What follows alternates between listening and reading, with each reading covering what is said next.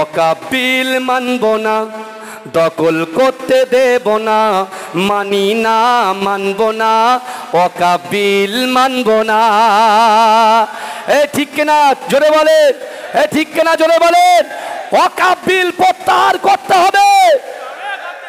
অকাবিল মানব না, দখল করতে দেব না, মানি না মানব না, অকাবিল মানব না।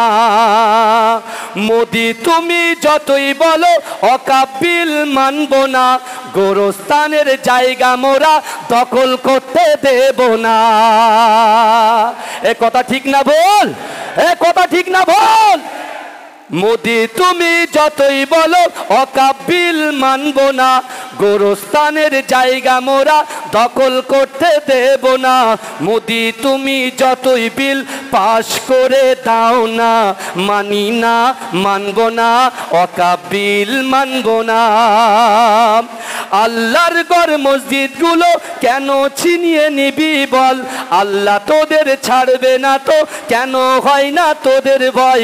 গোরস্থানের জায়গা মোরা দখল করতে দেব না, মানি না মানব না, মানি না মানব না, অকাবিল মানব না, মানছি না মানব না, অকাবিল মানব না, দখল করতে দেব না।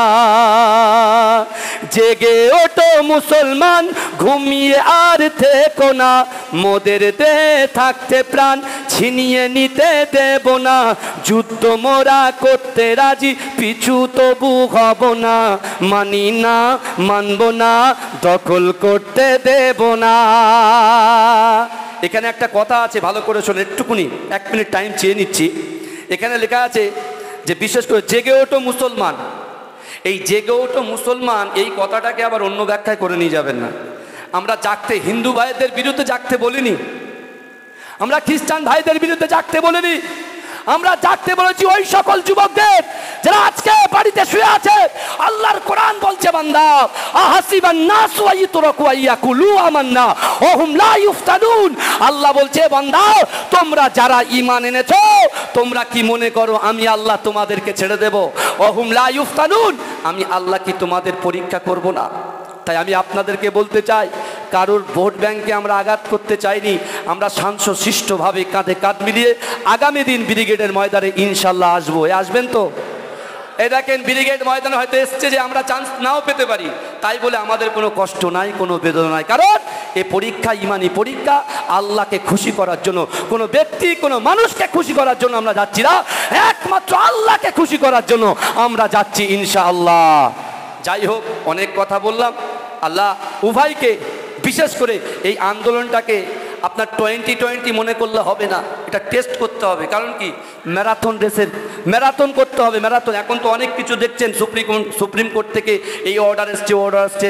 যতক্ষণ পর্যন্ত এই বিল প্রত্যাহার না করবে ততক্ষণ পর্যন্ত বাংলার আপা জনগণ, বিশেষ করে আপামর জনসাধারণ, যুবক ভাইরা, রাসূলুল্লাহর উম্মতিরা ইমানি দায়িত্ব হিসাবে আমরা গর্জে উঠব ইনশাআল্লাহ।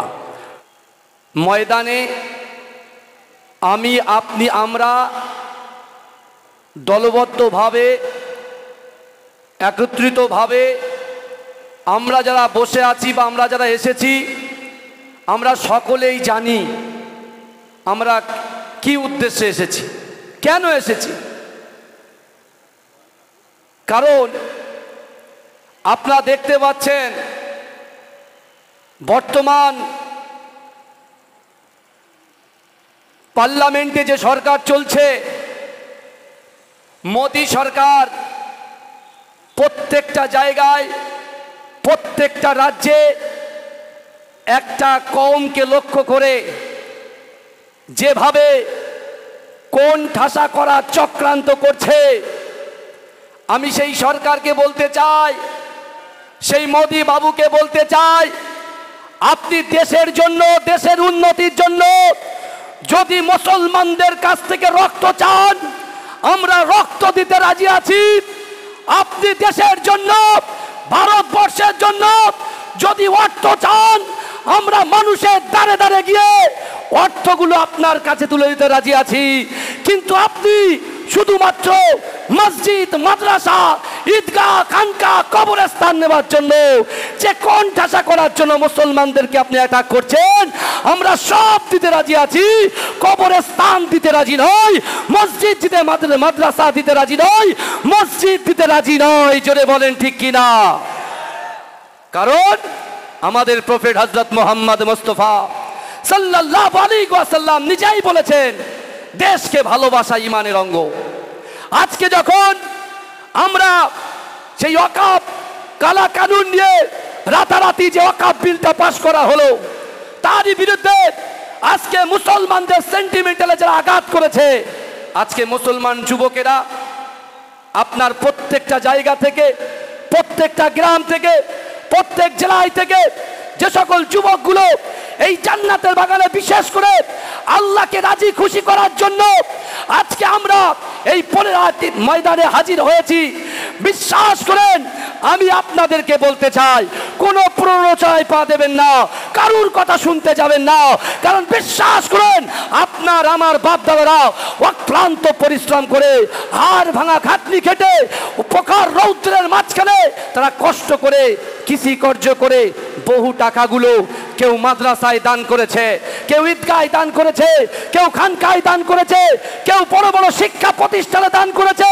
ওই শিক্ষা প্রতিষ্ঠানে আপনার বাচ্চাগুলো পড়াশোনা করে, ওই শিক্ষা প্রতিষ্ঠানে আপনার বাচ্চাগুলো সেখানে লেখাপড়া করে। কারণ আমাদের যুবক হচ্ছে আগামী দিনের ভবিষ্যৎ। আজকে সেই ভবিষ্যৎকে উৎখাত করার জন্য মোদী সরকার যেভাবে উঠে পড়ে লেগেছে, আমরা আপনার এই সিদ্ধান্তকে আমরা কখনো মেনে নিতে পারবো না। তাই আপনি তৈরি থাকুন, বিশ্বাস করেন আজকে আমাদের পূর্বপুরুষের দিকে তাকান, আমার আল্লাহ পাক রব্বুল আলামিন তার গায়েবী শক্তি দ্বারাই কোথায় ফিরাউনকে আল্লাহ উৎখাত করে দিয়েছে, নমরুদকে উৎখাত করে দিয়েছে, এই যুবকেরা কারুনকে উৎখাত করে দিয়েছে। চিন্তা করার কোনো কারণ নাই।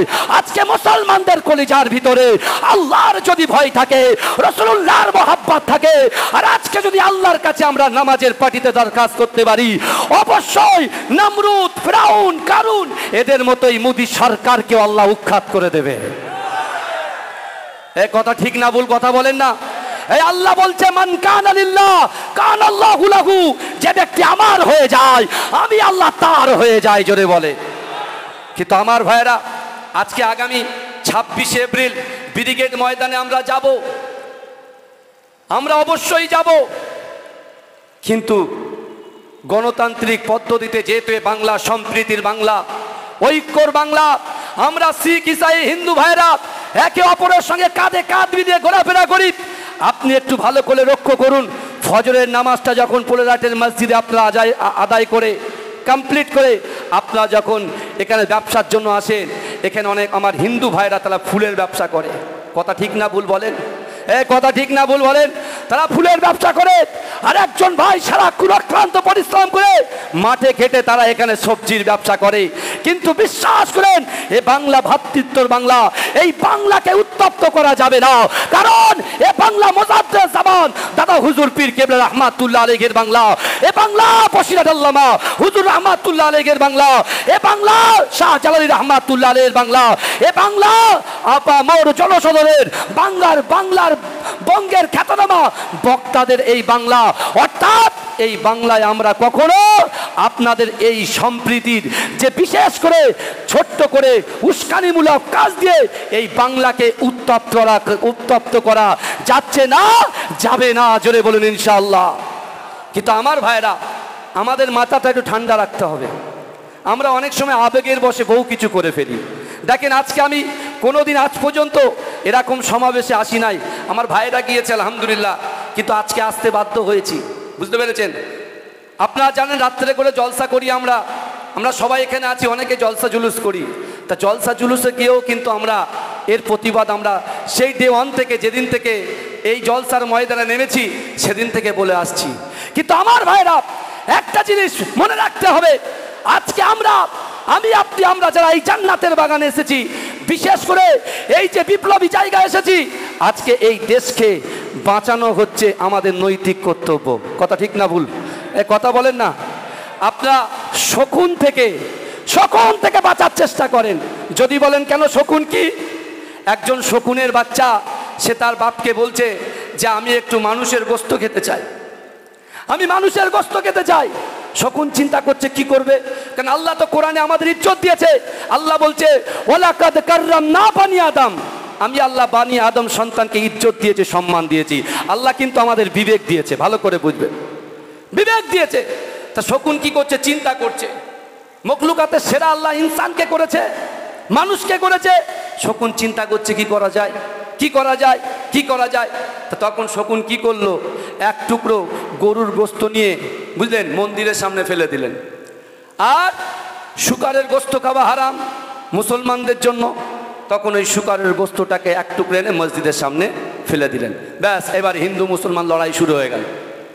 আমরা আবেগের বসে বলছে এই করেছে, ও বলছে ওই করেছে, দ্বন্দ্ব শুরু হয়ে গেল।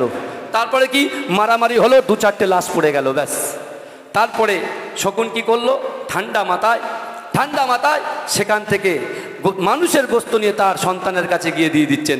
তখন বলছে এত কিছু করলেন, বলে দেখো মানুষ কত বোকা, মানুষ কত বোকা। কারণ তারা আগে পিছে, কথায় আছে ভাবিয়া করিও কাজ, করিয়া ভাবিও না। এ যুবকেরা বিশ্বাস করেন, তাই আমি আপনাদেরকে বলছি, এ লড়াই, আমাদের এই আন্দোলন কোনো হিন্দু ভাইদের বিরুদ্ধে নয়, কোনো শিখ ভাইয়ের বিরুদ্ধে নয়, কোনো ইসাই ভাইয়ের বিরুদ্ধে নয়। আমাদের এই লড়াই বিশেষ করে মোদী সরকার যে রাতারাতি যে আইনটা পাশ করেছে, এই আইনটাকে তিনি সংবিধান বিরোধী কাজ করেছে। এই সংবিধানের বাঁচানোর লড়াই করার জন্য আমরা সকলে এই পোলেরাটের ময়দানে একত্রিত হয়েছি। কথা ঠিক না ভুল? কিন্তু আমার ভাইরা, মোদী যতই লড়ুক, আমি আপনাদেরকে বলি ভালো করে শোনেন একটা জিনিস,